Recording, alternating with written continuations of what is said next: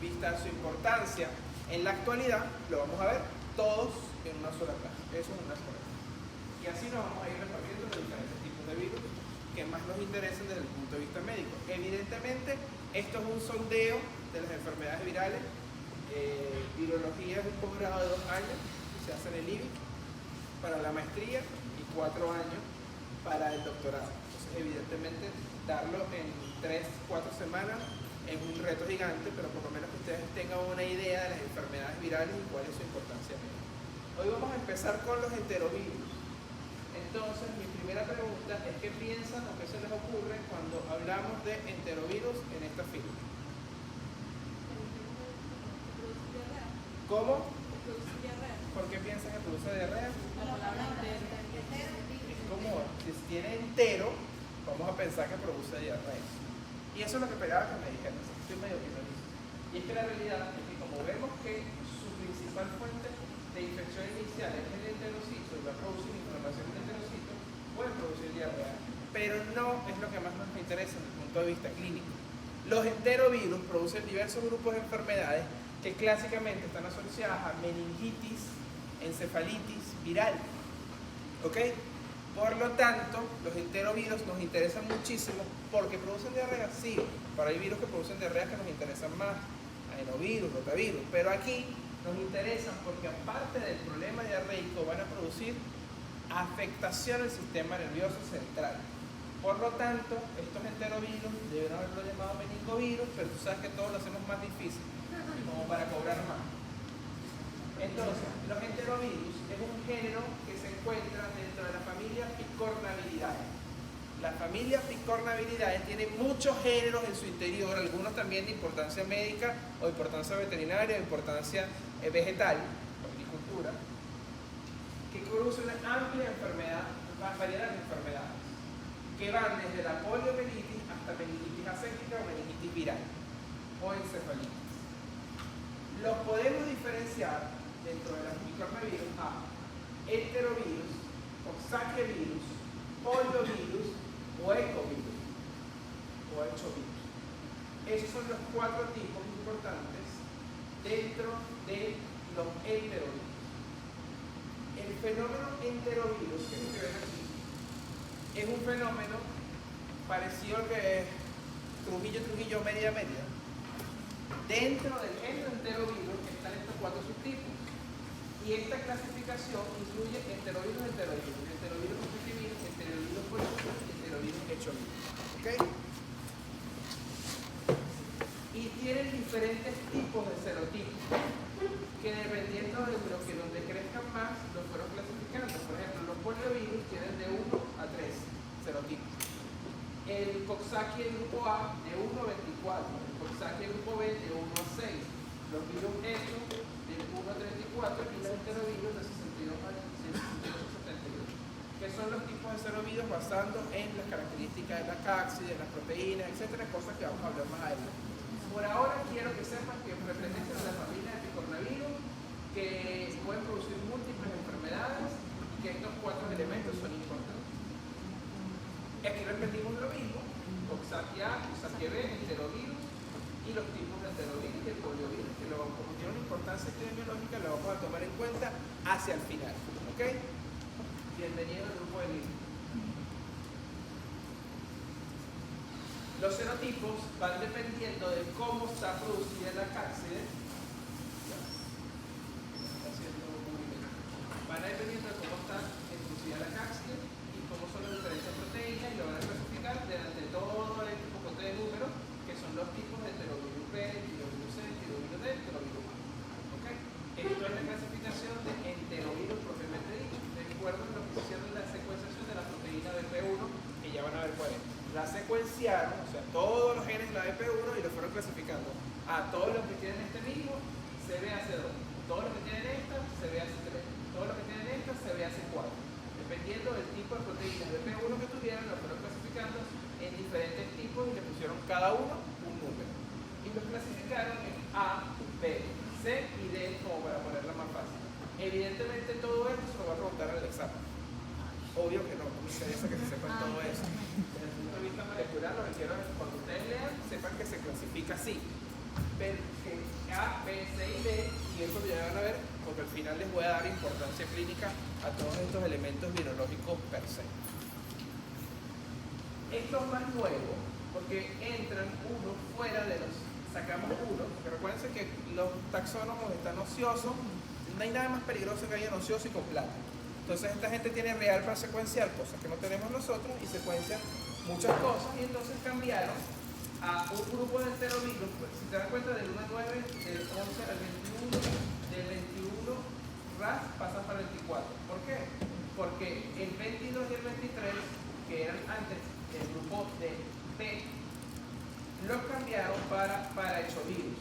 Ya no son hechovirus 24, 23 y 22, sino que los cambiaron a otro elemento aparte, fuera del enterovirus, que son para hechovirus 22 y 23, porque genéticamente no eran similares, a pesar de que parecía que eran iguales desde el punto de vista genético.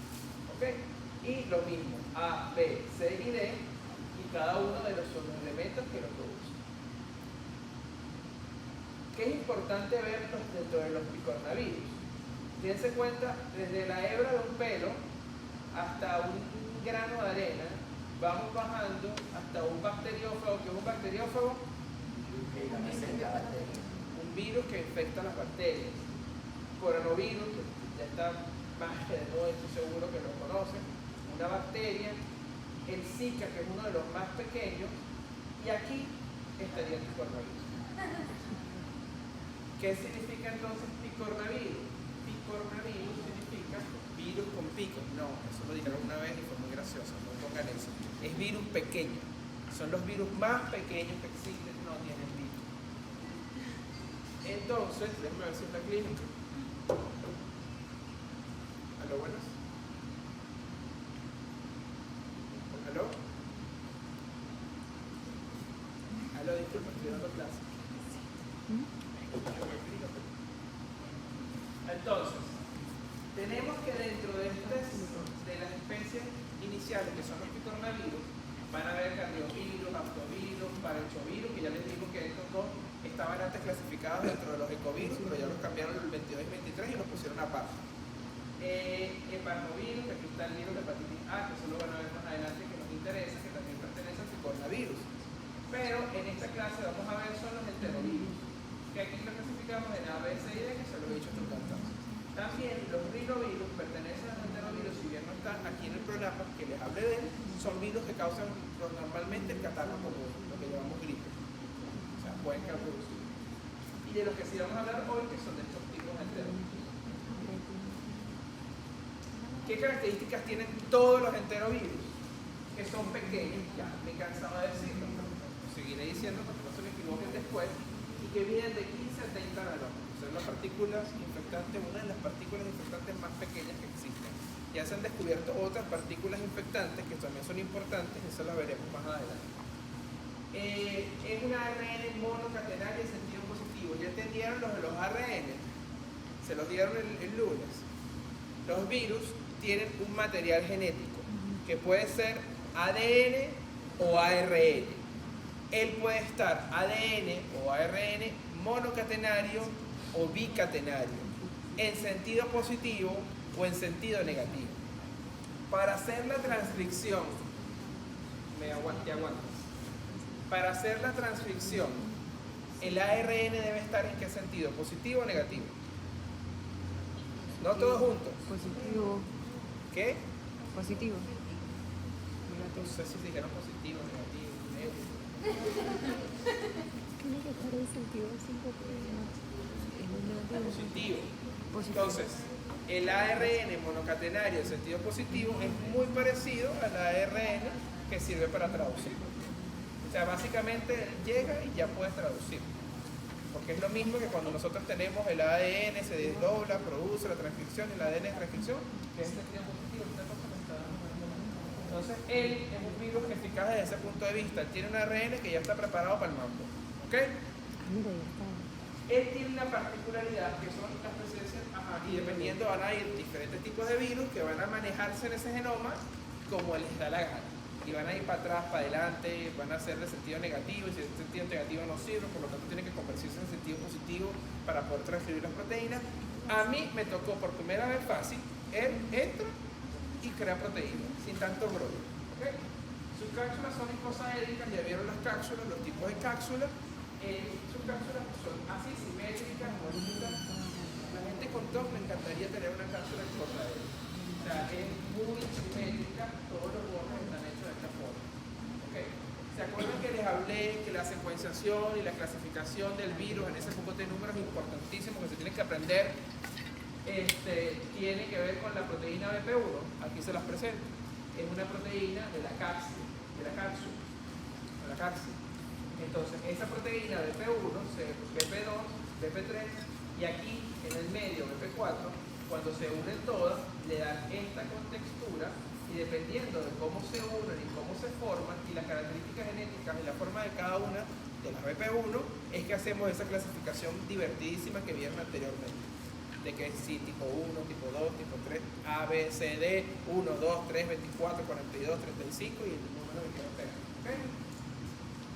Tiene 7.400 nucleótidos de longitud el ARN que va a producir los elementos. Y la cápside tiene 60 unidades estructurales. Las unidades están formadas por lo que es un complejo de 4 polipéptidos, que es BP1, BP2, BP3 y la BP4 que está aquí adentro. Un total de 80 a 50 o 140 kilogramos. No tiene envoltura lipídica. ¿Cómo se llaman los que no tienen envoltura lipídica?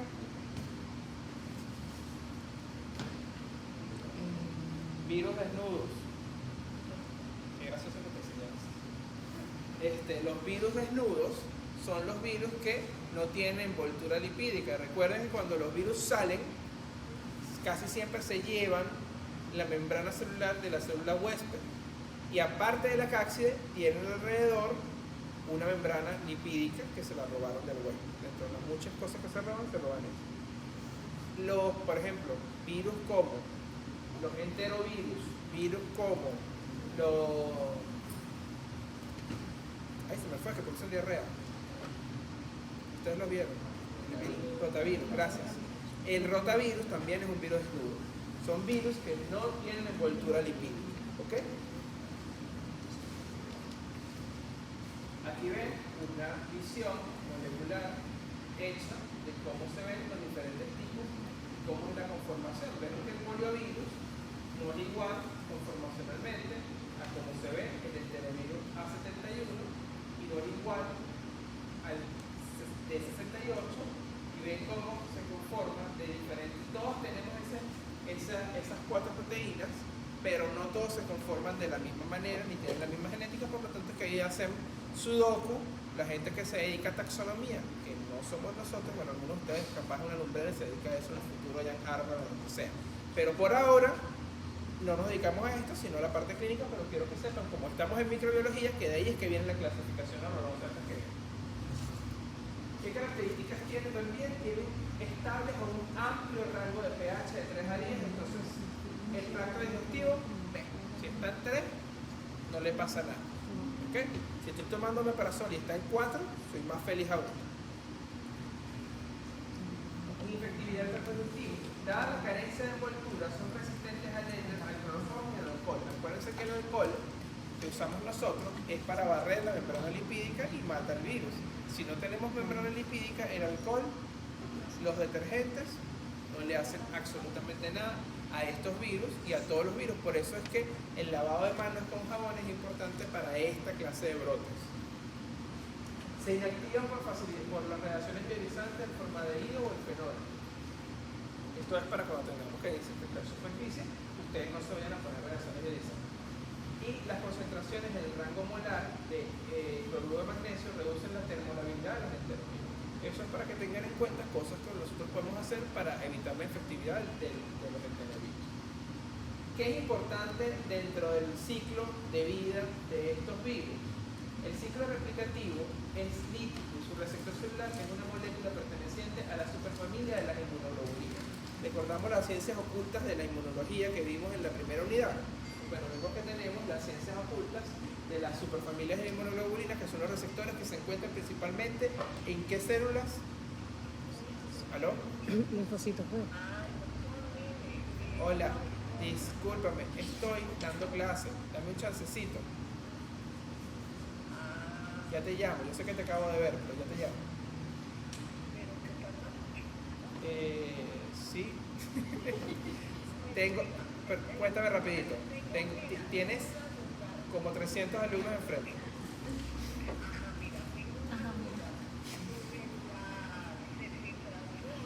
Ceftriaxona.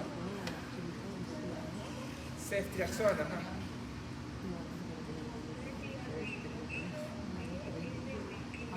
En 100 ml de solución. Sí. Acuérdate que es endovenoso. No se diluye, ella ya viene diluida.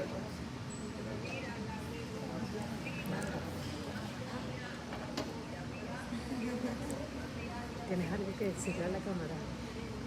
Ajá. Muy interesante la conversación. No, sí. No, eso Tocará. no sé. Como cuando te pongo así. Miren, aquí diluir, vinieron quiere también decir que no ellas se a la diluye. clase. ¿Fueron Sí. pacientes con SIDA? No, yo no vi Polvo pacientes de con SIDA. oxitocina. ¿Tu paciente no tenía SIDA? No, Ah, no es la presentación Y- más que hemos hecho, nunca la había visto. tenía Pásame hemorragia un poco de subaracnoidea. también, entonces. Que se veían como arañitas. ¿Ah? No. ¿Tú vas a subir eso? ¿Qué tienes que decir al respecto? Tienes que diluir, pero Dale like y suscríbete a mi canal. Y hagan las transcripciones. Yo no he hecho la mía. Yo tampoco. no. Primero uno y luego la enfermera. Escucha. Uno La enfermera tiene que me toca saber. uno de VIH, no conocí. Algunos. Relájate. La gente de hongos haga sus transcripciones. Estamos pegando bola. Me están dando con Solito, todo. sí. Ayuda. Ella, ¿Qué tiene? Parecía el de vamos a qué? hacer después de tu cumpleaños. Valerio cumple el 4 de febrero. No De sé, enero. organícenme De algo, enero, por sí. favor. Exactamente. Me organizan algo y yo solamente voy. Ajá. Buena pregunta. Un dito. Quiero un viaje. Mira, tengo que seguir dando la clase. Es así como el te viaje digo, va cuando dirigido se para hable, alguien. Hablamos ahorita. Dale, hasta luego. Haz así. No te preocupes. Jersey Silver no tiene vergüenza. Yo esto no lo voy a editar. Yo se lo voy a montar así. Chill. Normalmente no entiende que se Claro, diluye, no, quiere decir que no se diluye. Pero bueno. Vete para allá. Entonces, ¿la familia de hemoglobina dónde se encuentra? Que básicamente en el linfocito B. Y hay órganos específicos que le gustan dependiendo de cuál es el virus. Por ejemplo, los sanguíneos les gusta el corazón. El oncoliovirus le gusta el sistema nervioso central. Le gusta el hígado, el intestino, dependiendo de la familia, vamos a tener diferentes tipos de células en las cuales se ven más el tipo de replicación. Presenta una tendencia natural a la agregación espontánea que nos defiende el efecto de los agentes externos. Se inactivan rápidamente con más de 50 grados centígrados por la luz ultravioleta y en condiciones de desecación. Sería chévere que nosotros tuviéramos 50 grados, pero tenemos 37, así que estamos perfectos para que ellos crezcan. Y al menos que sean un gambito o un mutante de estos, no tenemos luz ultravioleta dentro, por lo tanto tampoco nos ayuda. Así que son perfectos para nosotros. Y son estables, como les dije, al pH ácido, que los diferencia de sus familia, de sus amigos de los rinovirus, que ya les dije que son virus respiratorios, los van a ver en virus respiratorios, porque no producen estas otras patologías que nos interesan. Ya yo les había adelantado, ellas entran, son desnudos, no tienen entran, por endocitosis, hay el receptor de las inmunoglobulinas lo acepta, lo engañan y por siguiente dice que estoy dando clase.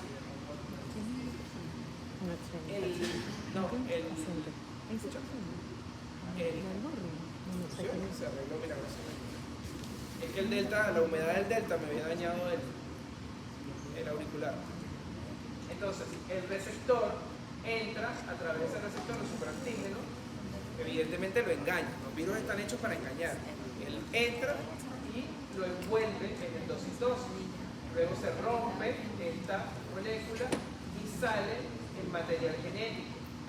El material genético es ARN de cadena positiva solo. Es básicamente nuestras células están preparadas para este ADN, convertirlo y traducirlo en una poliproteína, que luego por proteólisis se va a convertir en muchas proteínas chiquitas que van a producir la proteína de la cápside y las proteínas para la replicación del genoma. ¿Por qué replica el genoma si él es capaz de producir? porque necesito producir nuevos viriones. ¿Qué le interesa al virus? El virus es el ser más simple del planeta, más simple que nosotros los hombres. Sencilla y llanamente tiene que reproducirse y ya. Él no piensa que si el otro, que si yo, que si la célula, que si nada, no le interesa, ni siquiera piensa, para ser más específico. Él sencillamente, o ella, sencillamente se va a romper y un grupo se va a producir genoma, van a producir otra vez una síntesis de ARN de cadena negativa, un ADN de doble cadena intermediaria y luego la síntesis de ARN, de cadena positiva, que es el que se va a meter a la cápside cuando esté listo. Entonces el ciclo replicativo es sencillo dentro de todo. Hay otros virus que este ciclo es un sudoku. Aquí sencillamente entra el material genético, produce proteínas, esas proteínas producen a su vez tanto la cápside como el material genético nuevo. Y eso se salva otra vez y salva. ¿Ok? ¿Dudas hasta aquí? Perfecto. Dependiendo del tipo de virus que es ingerido, porque como es entonces la transmisión de estos virus, fundamentalmente a través de vía oral, aunque algunos se pueden transmitir a través de tos y gotitas respiratorias. Pero fundamentalmente, como lo vemos aquí, el virus es ingerido. Después de ser ingerido, se va a ir por las heces y la mayoría de las veces también pueden transmitir porque es así, oral, fecal oral, como en el caso del polivirus. Esto, después de eso, se va a ir a diferentes sitios, a corazón, pulmones, y va a ser producir la primera navideña. Y luego va a ir al tejido target, que va a variar dependiendo de cuál sea el elemento, y va a producir una segunda navideña. El target, por ejemplo, si es meninge, los coxsackie les gusta la meninge, los ecos, los polios les gusta la meninge. Si produce meningitis, la hepatitis A, que pertenece al coronavirus, le gusta el hígado. Lo que les gusta el músculo, coxsackie. Lo que les gusta la piel, coxsackie también, puede producir el tipo A, la enfermedad de mano, pie y boca, que es producida por el virus de coxsackie tipo A. Entonces, ahí vamos viendo que dependiendo del que le guste al virus, que eso viene sobre la afinidad a los receptores, porque no es que le gusta que me guste el chocolate y a mí no, sino la afinidad que tiene sobre los receptores de esos órganos, va a ingresar a las células que más le gustan. Como lo estamos viendo aquí, las células neuronales, que son las que más le gustan a los hechos. Esto nos damos cuenta que la respuesta anticuerpo es la respuesta más efectiva contra el huésped. Si tenemos anticuerpos, es la forma en que podemos destruir más rápidamente el virus, que es parte de lo que vimos en ese maravilloso mundo de las ciencias oscuras de la inmunología. Desde el punto de vista epidemiológico, todas las maravillas que hablábamos de los hongos, de que hay que conocer de dónde vienen y cuál es la importancia, que es, si es del Lara falcono-zulio o si no es del Lara falcono-zulio, aquí no nos interesa mucho porque son ubicuos, están en todos lados. ¿Por qué les pongo? Porque si puede alguien pensar en los niños. Evidentemente es porque esta clase sería mucho más divertida si la diera un pediatra, porque es una enfermedad fundamentalmente más frecuente en niños. Por eso les pongo que si puede alguien pensar en los niños. Es una enfermedad principalmente pediátrica, pero la única pediatra que tenemos odia los virus, así que no le gusta dar esta clase. Causa enfermedades en todo el mundo durante todo el año, que ya van a ver que los virus respiratorios tienen la particularidad de que son estacionarios. Por eso ustedes ven en países con estaciones como España, Estados Unidos, que hay momentos que dicen que estamos en station of flu, en Estados Unidos estamos en la estación de la gripe. Entonces es porque la influenza circula más o menos en esos momentos. Causan enfermedades en todo el mundo durante todo el año y varían la presentación clínica ampliamente según cada serotipo. Y aquí vamos a ir bien. La poliomielitis es una enfermedad que puede producir estas afectaciones a través del sistema nervioso central. Causó estragos en siglos pasados. Y aquí vemos la importancia que todavía sigue teniendo países subdesarrollados como Bangladesh, India, bueno, no sé si subdesarrollados, pero con altos niveles de pobreza, como Bangladesh, India, todas esas zonas de asiáticas que son muy Pakistán, que son muy pobres, que siguen teniendo. En Venezuela, hasta los momentos, no es el elemento más importante Pero ojo, que la vacunación va para lo abajo, entonces probablemente tengamos que estar viendo qué va a pasar con la polio en Venezuela y eso les hablaré un poco más adelante. Miopericarditis, coxsackie-virus tipo A y tipo B le gusta producir afectación en el pericardio. Conjuntivitis hemorrágica es una enfermedad producida principalmente por el enterovirus descendente. Puede producirse neumonías por rinovirus, hepangina, que es esta manifestación que estamos viendo aquí, a nivel de la cavidad oral, que produce lesiones parecidas a la amigdalitis, que es producida por Coxsackie, por enterovirus. Infecciones del tracto respiratorio superior por D18 y por rinovirus, igual lo van a ver el lunes. La parálisis flácida aguda y otras enfermedades similares a la poliomelitis. No son poliomelitis, pero que se comportan igual, que lo pueda otro tipo de chovirus. Y las enfermedades, que es la que está aquí, que es la mano, pie y boca, que es producida por Coxsackie, ¿cuál? Que lo dije hace un rato. Fundamentalmente Coxsackie-virus tipo A. Exacerbaciones agudas de enfermedades respiratorias crónicas y la meningitis aséptica, que es una de las causas que tenemos que pensar en estos casos. Un niñito que llegue con diarrea y que luego haga síntomas del sistema nervioso central. A veces en la práctica lo colocan como una meningitis, es decir, rigidez de nuca y muchas cosas. Aquí produce principalmente encefalitis, que es inflamación no de las meninges sino del encéfalo. Entonces produce más alteraciones desde el punto de vista neurocognitivo, es decir, el niño está irritable, llora, fiebre, diarrea, mas no tiene una rigidez de nuca franca, o sea, no hay signos meningios francos. Puede haberlo y ser una meningoencefalitis, pero los virus producen más encefalitis que meningitis. Entonces, una persona con fiebre y alteración del sistema nervioso central, hay que pensar en virus. En niños, enterovirus. En adultos, se las doy yo también, herpes virus. ¿Ok? Entonces, ya aquí tenemos ese diferente grupo de enfermedades que producen los enterovirus. Y muchas otras manifestaciones neurológicas que no entran dentro de la meningitis, como Guillain-Barré, mielitis transversa, etcétera, que las van a ir viendo.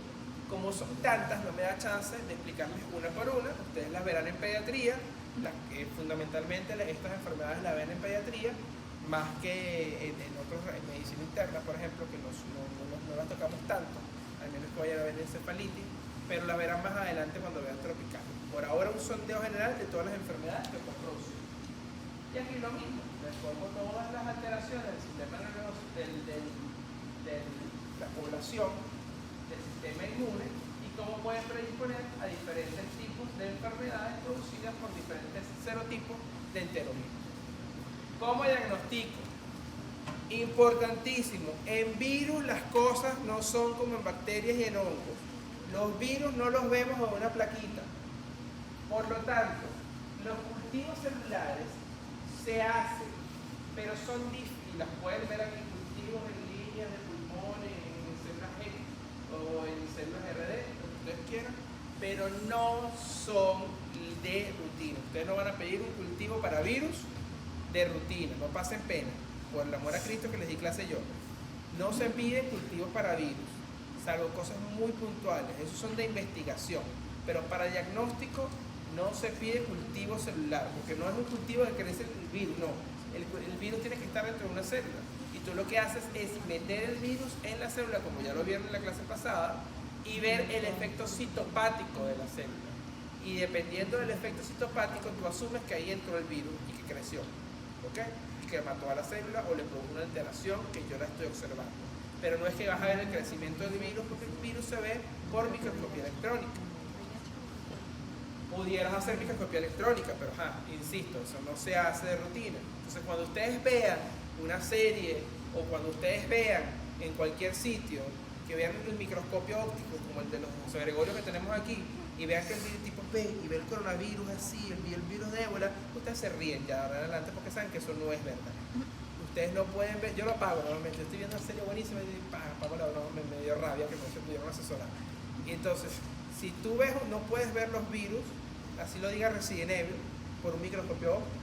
Tienes que ver los microscopía electrónica, que son microscopios mucho más grandes y aparatados. ¿Qué sí podemos hacer? Serología. diferentes tipos de estudios inmunológicos. En vez de serología debería llamarse estudios inmunológicos. Nosotros tendemos a llamar serología a todas las pruebas porque se hacen por suero, pero en realidad, por ejemplo, el adenovirus lo podemos tener en heces, en diarrea, o esto lo podemos determinar en heces, antígenos en heces. Entonces, todas estas pruebas inmunológicas son inmunodiagnósticos, debería ser la forma en que se dice. Pero comúnmente te van a pedirle serología para hongos, pedirle serología para virus, pedirle la serología es el estudio del suero. Por lo tanto, si lo vas a pedir en heces, no pides serología en heces para coronavirus. No, pasa pena, no estás pidiendo serología. Es inmunodiagnóstico, pero a veces no te entienden porque la página de la clínica dice serología. Entonces tienes que, se los enseño así. Pero fundamentalmente lo que tienes que saber es que los diferentes estudios inmunodiagnósticos, que pueden ser ELISA, inmunofluorescencia, fijación de complementos, seroneutralización, lo que le dije de inmunocromatografía rápida, todos los métodos inmunológicos que se basan en la detección o de antígenos o de anticuerpos. ¿Ok? Y lo último, el escopetapum, que aquí, a diferencia de hongos, sí es muy bueno, que es la biología molecular. De hecho, tenemos que hay estos, por ejemplo, que son en PCR en tiempo real, que me permite determinar cuáles son los enterovirus que están produciendo. Y de hecho tenemos biofilm array o meningitis cefalitis, que yo lo ponía antes en esta clase como que Dios, que es lo máximo, y que ya tenemos en Venezuela, que es un panel que te mandamos el líquido cefalorraquídeo y en una hora nos hace un panel de 20 microorganismos distintos que pueden producir desde criptococcus hasta diferentes tipos de enterovirus de diferentes serotipos y nos dice cuál es el virus que está causando el problema porque determina el ADN. Eso lo hace el Laboratorio Examina y el Centro Médico de Caracas. Son los dos únicos centros que lo hacen hasta ahora en Venezuela. ¿Okay?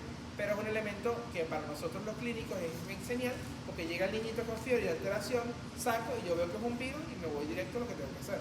¿Ok? Que es básicamente todos estos elementos que ustedes están viendo. Este es paracitomegalovírus, parachovirus, varicela, etc. Y también criptococcus. En Venezuela, en global, en el mundo, nos dimos cuenta que estos son los virus más asociados a complicaciones neurológicas. 30, los diferentes tipos de chavirus, algunos coxsackievirus, etc. En Venezuela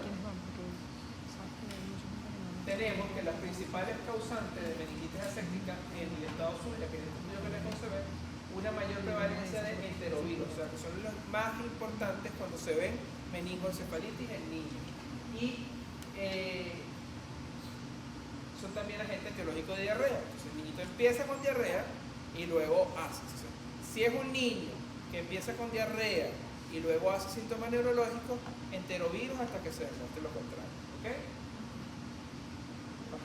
Relájense, descansen. Ya estoy cansado yo también, pero falta una parte importante que va a ser rapidita, que es uno que por su importancia epidemiológica y su importancia histórica tenemos que dar, que es esto. Ya se los adelanté, que es el poliovirus.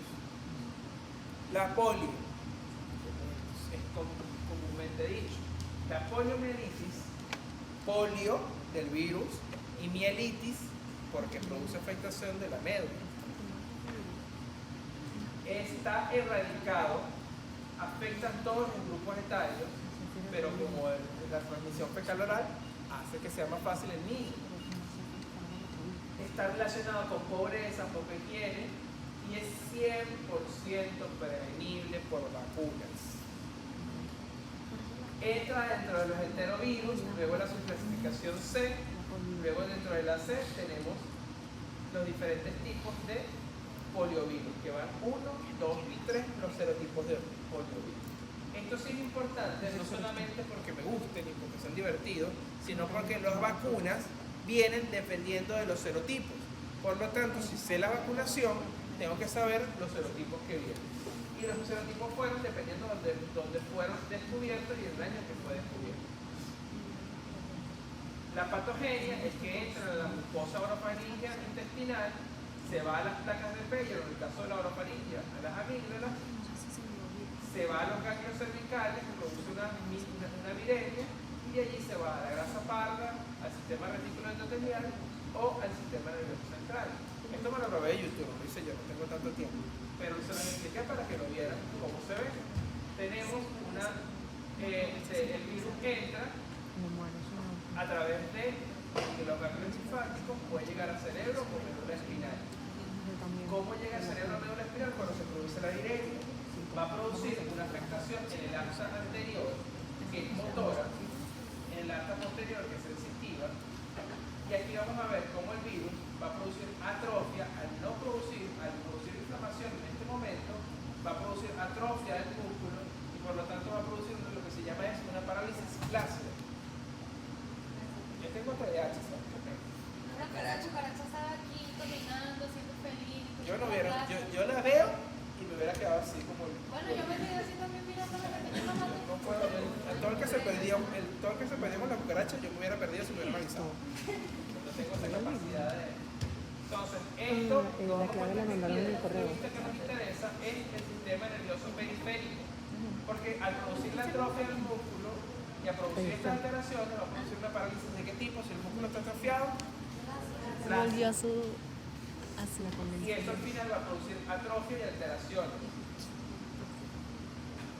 Afecta no solamente esto, sino la polio vulvar, que cuando está a nivel vulvar, y esa afectación del sistema nervioso central a nivel vulvar puede producir alteraciones en el lenguaje, de la deglución, y lo que termina matando a esos seres humanos es la respiración. De hecho, la terapia intensiva que conocemos hoy en día y la medicina crítica, que es la especialidad intensivista, nace de la epidemia de polio, en los cuales se tuvieron que construir pulmones de acero, que fue el principio de la ventilación mecánica, en los cuales él creaba una presión negativa y al crear una presión negativa los pulmones se tenían que hinchar. Esa presión negativa todavía la usamos en pacientes, ya no con polio, gracias a Dios, pero los pacientes que por alguna razón no pueden respirar ellos mismos y le da soporte ventilatorio en base a eso. Y ese soporte ventilatorio hizo que los pacientes críticos se aislaran en un área específica y que terminó llamándose terapia intensiva. ¿Ok? Entonces las enfermedades infecciosas son las madres inclusive de otras no infecciosas, no necesariamente infecciosas, porque en la patología crítica, como se dan cuenta, hay muchas patologías infecciosas como la sepsis, pero de ahí deriva. Y ahí comenzó a derivar. También hay otras cosas que le gustan, piel, órgano, pero bueno, y por supuesto, intestino, que es el sitio de llegar. Dependiendo del porcentaje de las infecciones, de los días tras exposición, puede producir una enfermedad menor, que es la diarrea, que nos interesa mucho, y la enfermedad mayor, que son los casos que nos interesan desde el punto de vista. Y podemos ver dónde se pueden aislar principalmente los elementos diagnósticos. Nos damos cuenta que heces y la heces es buenísima porque en todo momento, hasta pasada 17 semanas, va a persistir la presencia de anticuerpos en heces y presencia de la presencia de virus en heces. No sé cómo se dice. Se dice Virifequia. No sé. Le podemos poner un nombre y le ponemos una clasificación Salazar. Y no tiene tratamiento específico. ¿Qué es esto? El diagnóstico digo que no es de rutina, no se hace el menos que sea necesario y menos con virus tan contagioso. Serología, que es todos los estudios inmunológicos que ustedes pueden pensar, y por supuesto la confirmación por biología molecular. Es importante aquí que tenemos dos tipos de vacunas, la polio oral o la polio intramuscular. Una es de vacuna inactivada, que es la polio intramuscular o de sangre, y la vacuna atenuada o la vacuna de Sabin. La vacuna virus atenuada vía oral, los produce que se coloca en vía oral, puede producir parálisis flácida asociada a la vacuna, riesgo de portador crónico e inmunosuprimido, produce inmunidad de rebaño porque esto como es vía oral, quedan las placas de Peyer y va botando virus. Entonces si él llega al río y bota esos virus, el otro niño lo toma y sigue haciendo inmunidad por toda esta parte. No puede aplicarse en niños hospitalizados. El polio, porque si tú tienes virus, estás botando virus al lado de otros niñitos enfermos, no tiene mucho sentido. El polio intramuscular produce dolor, no produce parálisis flácida, no hay riesgo de que se produzca esto, no hay inmunidad de rebaño y puede aplicarse en hospitalización. Aquí les dejo que se van a llevar el resumen de por qué esto se llama así, etcétera. Esto es uno de los libros más importantes de microbiología. Este no es microbiología, sino infectología. En infectología, que es el margen de enfermedades infecciosas. Ahí pueden estudiar microbiología perfectamente, pero para más adelante la manden.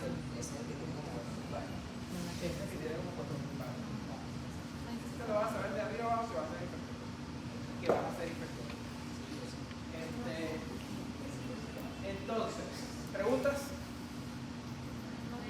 ¿Todo claro? Importante. ¿Por qué me interesa este virus?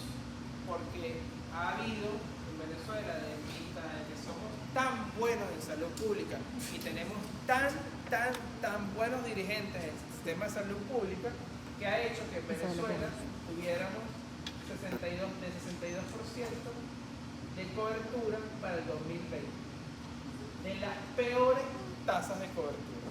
Entonces todos ustedes tienen que estar pendientes, porque si más, seguramente ahorita debe ser menos, después, porque estamos hablando de 2020, después de la pandemia, ¿usted cree que eso mejoró? Perdón. Entonces, evidentemente, ustedes tienen que estar pendientes, porque si tenemos menos del 50% de cobertura vacunal para polio, ¿qué puede pasar? Que en cualquier momento, en esas poblaciones de guaraos que yo tengo por allá, pobrecitos, que tienen menos del 50% de cobertura vacunal, aparezca polio. Lo bueno es que no tenemos tanto turismo todavía, pero a medida que tengamos más turismo, venga más gente que venga del sitio donde sí hay todavía circulación, vamos a tener problemas. Y esto es un abreboca, porque créanme, cuando hablamos de vacunación de polio se van a divertir un mundo en pediatría, porque no hay nada que emocione más a un pediatra. Y van a ver que hay muchos líos dependiendo del serotipo, cómo tienen que darlos, de cómo vamos a hacer, de que el serotipo del leve, es divertidísimo, pero muy complejo, y no me voy a meter en ese lío porque lo dije la vez pasada y todo el mundo quedó patas para arriba y no les interesa, al menos que vayan a ser pediatras. Entonces ya cuando lleguen a pediatría le verán esa abreboca y luego verán los pediatras que se metan en ese lío. Terminé, gracias.